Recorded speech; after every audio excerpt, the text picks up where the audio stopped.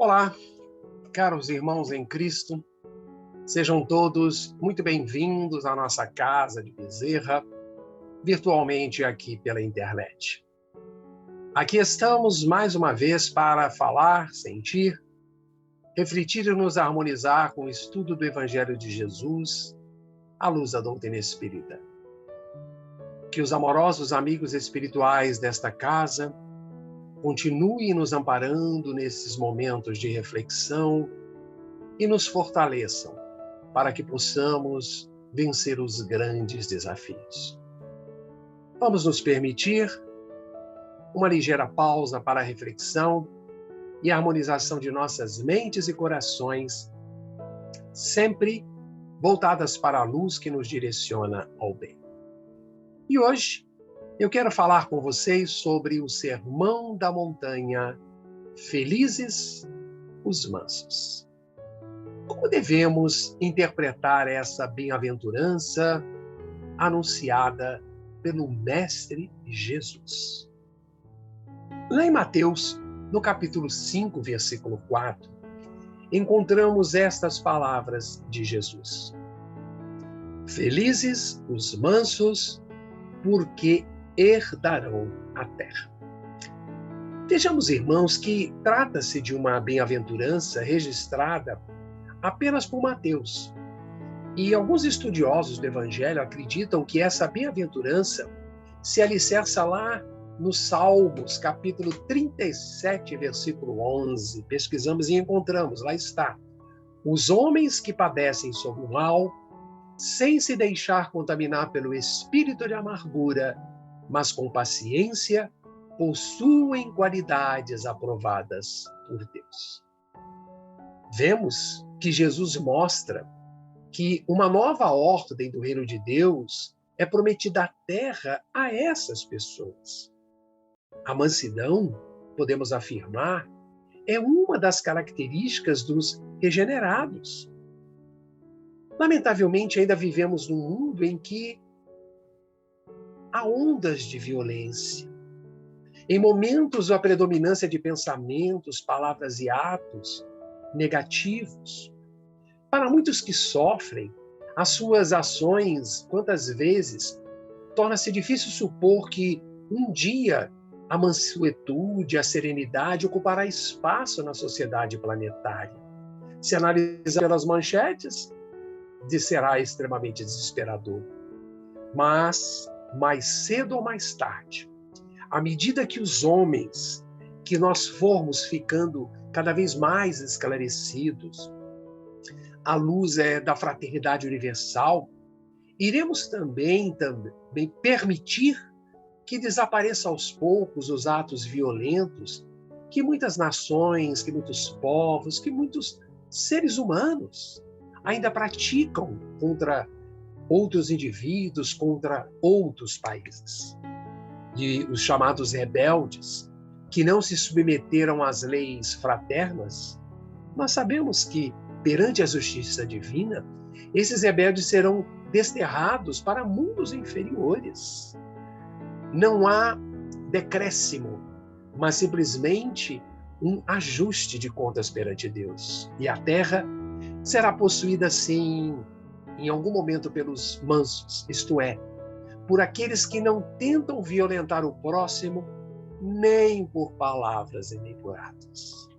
E no contexto de uma visão histórica, vemos que o nosso planeta Terra sempre pertenceu aos poderosos, que aliciavam a impiedade, eram astutos, esmagavam, tripudiavam sobre aqueles que eram mais tímidos e brandos.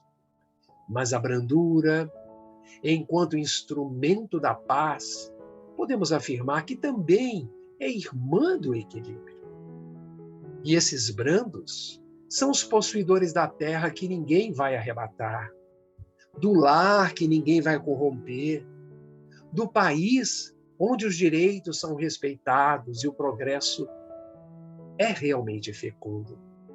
Estes herdarão a terra. E refletindo a respeito desta bem-aventurança, vamos encontrar o mestre Allan Kardec, que, como sempre, analisa com sabedoria as duas principais ideias desse texto evangélico, que é felizes os mansos, porque herdarão a terra. Diz-nos Kardec em o Evangelho. Por estas máximas, Jesus faz da brandura, da moderação, da mansuetude, da afabilidade e da doçura uma lei. Condena, por conseguinte, a violência, a cólera e até a expressão descortês para com semelhantes. E ainda esclarece Kardec. É evidente que aqui, como em todas as circunstâncias, a intenção agrava ou atenua a falta, mas em que pode uma simples palavra revestir-se de tamanha gravidade. É que toda palavra ofensiva, diz-nos Kardec, exprime um sentimento contrário à lei de amor e de caridade, que deve presidir as relações entre os homens e manter entre eles a concórdia e a união. Os mansos herdarão a terra.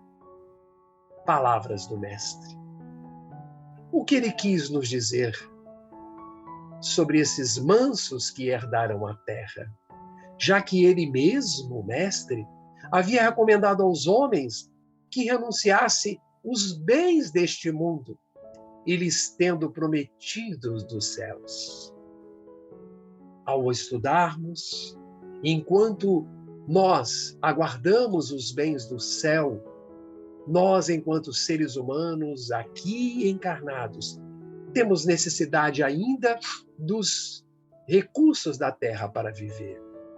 Jesus não apenas nos recomenda que não liguemos a dar uma importância maior dos bens da terra do que os bens do céu. Por aquelas palavras, não temos dúvida, irmãos, que o Cristo quis dizer que até agora os bens da terra são tomados à força pelos violentos, em prejuízo daqueles que são mansos e pacíficos, já que a estes falta muitas vezes o necessário, ao passo que outros têm o supérfluo. Jesus promete que justiça lhes será feita, assim na terra como no céu, porque serão chamados filhos de Deus. Não temos dúvida, não tenhamos nenhuma dúvida de que quando a humanidade se submeter à lei de amor e de caridade, deixar de haver egoísmo fraco e o pacífico, já não serão explorados nem esmagados pelo forte, e muito menos pelo violento. Tal será a condição da nossa terra, quando, de acordo com a lei do progresso e cumprindo a promessa de Jesus, ela se houver transformada em um mundo feliz, em virtude do afastamento dos maus. Logo, os grandes ensinamentos desta bem-aventurança são estes aprendizados, necessários a uma vida de paz e harmonia, não só no hoje, mas também no amanhã.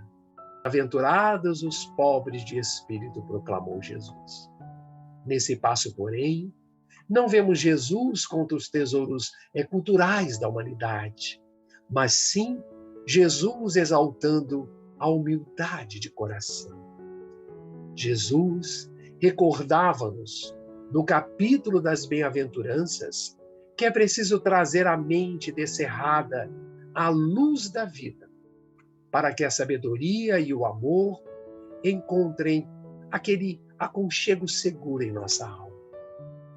Esvaziemos o nosso coração de todos os defeitos e de todos os fantasmas, os medos que as experiências inferiores nos impuseram na nossa jornada evolutiva, quantas delas ainda trazidas para o momento presente.